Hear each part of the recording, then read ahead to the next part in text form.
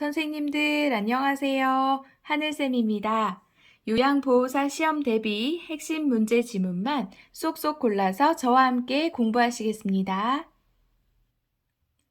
오늘은 3단원 요양보호 강론에 대해서 공부하도록 하겠습니다. 신체활동 지원, 일상생활 및 개인활동 지원, 의사소통과 정서 지원, 요양보호 기록 및 업무 보고, 치매 요양보호, 임종 요양보호, 응급상황 대처에 대해서 알아보도록 하겠습니다. 신체활동 지원인데요. 올바르게 대상자를 대하는 원칙이에요. 무엇이든지 강제로 하지 않는다. 그래서 아침 식사는 8시에요. 어서 일어나세요 하면 안 되는 거죠. 강제성을 띈 겁니다. 그리고 지금 목욕 안 하면 다음 주까지 기다려야 해요. 얼른 지금 하세요. 이러한 것들도 강제성을 띠기 때문에 이렇게 말하면 안 되는 거죠. 지금 8시입니다. 이렇게 알려주셔야 되고요. 네, 일어나셔서 식사하시겠어요? 이렇게 이야기해야겠죠.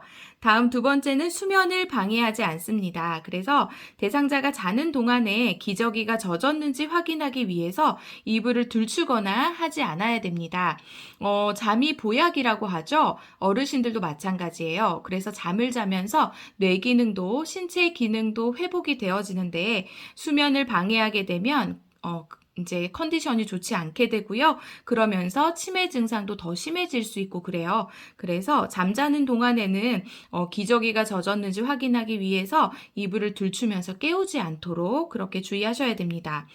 또 억제대는 하지 않고요. 겨드랑이를 잡아 올리지 않습니다. 인대가 약해서 어깨 관절이 탈골될 위험이 있기 때문이에요. 다음 대상자 일어서게 하기의 장점입니다. 일어서는 것이 왜 좋을까요? 골격근의 근력 유지에 좋고요. 뼈와 관절에 힘이 가해져서 골다공증에 도움이 됩니다. 또 순환기를 자극해서 혈액순환에 도움이 되고요. 호흡기를 자극해서 폐활량에 도움이 됩니다.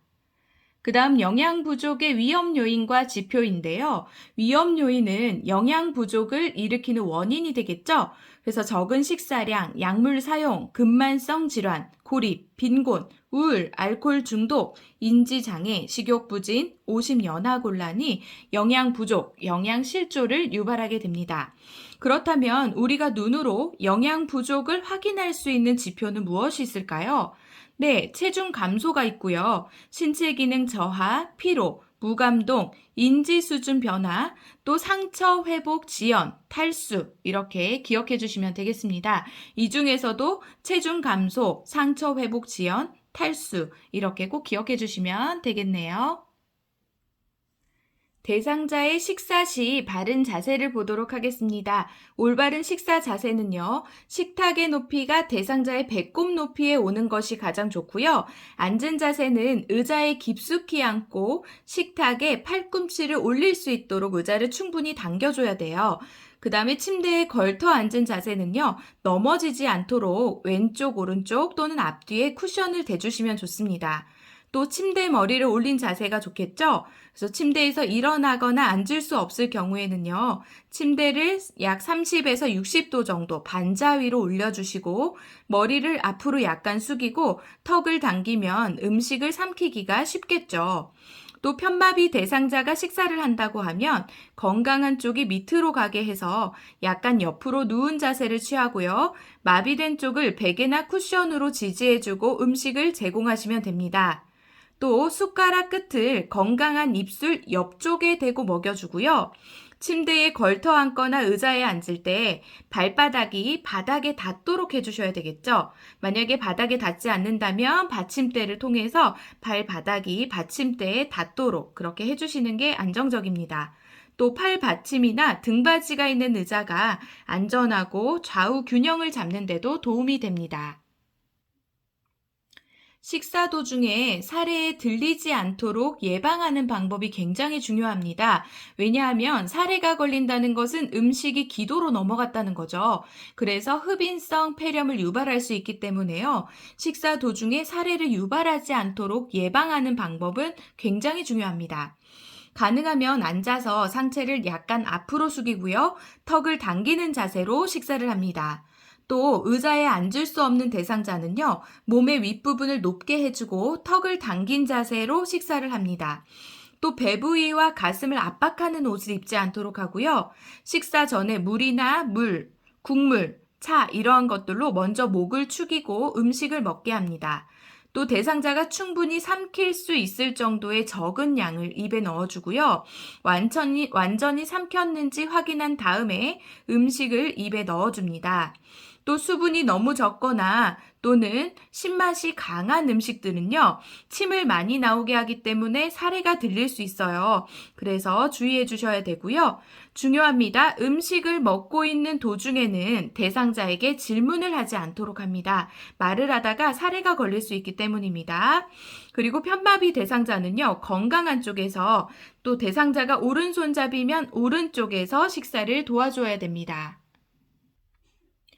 다음은 의식이 없는 대상자에게 경관 영양을 돕는 방법이에요.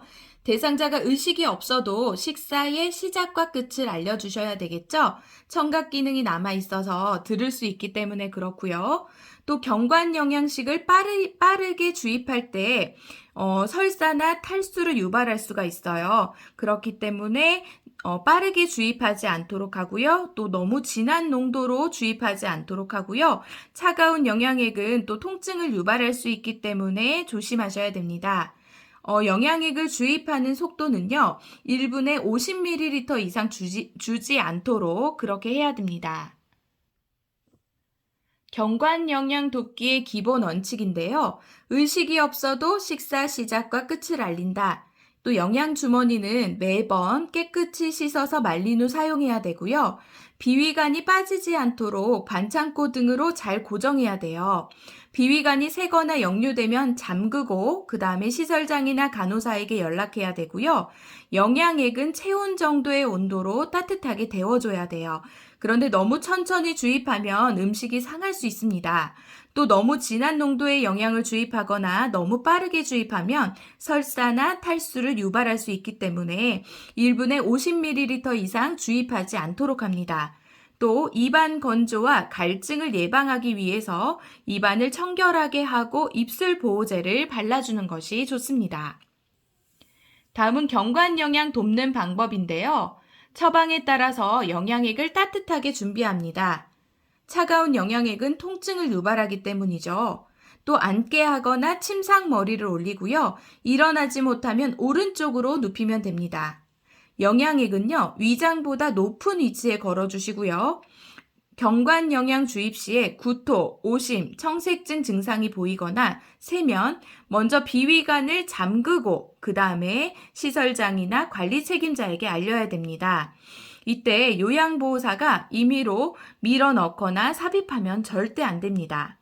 또 경관 영양도 식사이죠. 그렇기 때문에 경관 영양 주입 후에 상체를 높이고 30분 정도 앉아 있도록 도와주시면 됩니다. 대상자를 오른쪽으로 눕히는 이유는요, 기도로의 역류 가능성을 줄어들고 중력에 의해서 영양액이 잘 흘러내려가도록 하기 위해서 그렇습니다. 우리의 위가 해부학적으로 왼쪽에 치우쳐져 있어요. 그래서 우리가 식사할 때 오른쪽으로 눕혀주면은 식도와 위와 십이지장이 일자로 이렇게 되거든요. 그래서 소화 잘 내려가죠. 식도 위에서 십이지장까지 잘 내려갈 수가 있어요. 그러면 기도로의 역류 가능성이 줄고 중력에 의해서 영양액이 잘 흘러내려갈 수 있기 때문에 오른쪽으로 높여주는 겁니다. 물약 복용 방법 보겠습니다. 뚜껑의 위가 바닥으로 가도록 하고요. 계량컵을 눈높이로 들고 처방된 양만큼만 투약합니다. 약물을 흔들어서 섞고요. 색이 변하거나 혼탁한 약물은 버려야 돼요. 또 라벨이 붙은 쪽을 잡고 라벨의 반대쪽 방향으로 용액을 따르셔야 됩니다. 그리고 병뚜껑을 닫기 전에 입구를 깨끗하게 닦아주시고요. 약의 용량이 적을 때는 바늘을 제거한 무침 주사기를 이용해서 복용하시면 됩니다. 또 물약을 투약할 때 치아 착색을 방지하기 위해서 빨대를 사용할 수 있어요. 액상 철분제 같은 경우에 그게 이제 검정색이라서 치아 착색이 되거든요. 그래서 그럴 때는 빨대를 사용하시면 됩니다. 또 물약을 계량컵에 따르기 전에 흔들어야 되는데요. 그 이유는 물약의 농도를 일정하게 하기 위해서 흔들어서 섞은 다음에 계량컵에 따르도록 합니다. 다음은 안약 넣는 방법입니다. 먼저 대상자 이름과 약품의 유효기간과 점적 방울수를 확인하고요. 투약 절차를 알려주고 앉거나 누워서 편안한 자세를 취하도록 도와줍니다. 그 다음에 멸균수나 생리식염수에 적신 멸균솜으로 눈 안쪽에서 바깥쪽으로 닦아주시고요. 그 다음 아래 눈꺼풀, 하부 결막낭의 중앙이나 외측으로 1에서 2cm 높이에서 안약 용액을 투여합니다. 그리고 비루관을 가볍게 눌러서요. 안약이 코 안으로 흘러내려가는 것을 막아주도록 합니다. 그림 한번 기억해 주시고요. 다음은 안연고 투여 방법입니다. 처음 나온 것은 거즈로 닦아서 버리고요. 아래 눈꺼풀, 하안검을 잡아당겨서 아래 결막낭 위에 튜브를 놓고 안쪽에서 바깥쪽으로 안연고를 2cm 정도 짜 넣습니다. 그리고 눈을 감고 안구를 움직이게 하시고요. 멸균수나 생리식염수에 적신 멸균솜으로 닦고요. 그 다음에 뚜껑을 닫습니다. 그리고 눈꺼풀 밖으로 나온 연고는 멸균 생리식염수에 적신 멸균솜으로 닦아내시면 되겠습니다. 다음은 귀약 투여 후의 대처 방법인데요. 약물이 귀 안쪽으로 잘 들어가도록 하기 위해서 대상자의 귀 윗부분을 잡고 뒤쪽으로 잡아당겨야 됩니다. 후상방이라고 하죠. 귀약이 뜨겁거나 차가우면 내일을 자극해서 오신구토 어지러움을 일으킬 수가 있습니다. 그래서 손으로 약병을 따뜻하게 하거나 약병을 잠깐 온수에 담근 다음에 사용하시면 됩니다. 다음은 주사 주입 시 간호사가 바늘을 제거한 후의 조치 방법인데요. 1, 2분간 알코올솜으로 지그시 누르고요. 절대 비비지 않습니다. 네, 비비면 어떻게 되죠? 네, 새카맣게 멍이 들죠. 그렇기 때문에 비비지 않고 가만히 누르시면 되겠습니다. 다음은 약 보관 방법입니다. 가루약을 먹을 때는요, 이물질이나 물기가 없는 숟가락을 사용해야 됩니다. 그리고 시럽제는요, 서늘한 곳에 직사광선을 피해서 보관하고요. 색깔이나 냄새를 확인해서 이전과 다르면 폐기해야 됩니다. 또 약 용기째 빨아먹으면 침이 섞여서 변질되기 때문에 깨끗한 플라스틱 계량컵이나 스푼에 덜어 먹어야 되고요. 꺼낸 시럽은 다시 병에 넣으면 변질되기 때문에 잘못 따른 약은 버려야 됩니다. 또 안약, 귀약은 상온에 그늘진 곳에서 보관해야 되고요. 알약과 가루약은 원래의 약 용기에 넣어서 햇빛을 피해 건조한 곳에서 보관합니다. 또 한 가지 니트로글리세린과 라식스라고 하는 약은요. 햇빛을 피해서 갈색 용기에 차광 보관을 해주시는 것이 좋습니다.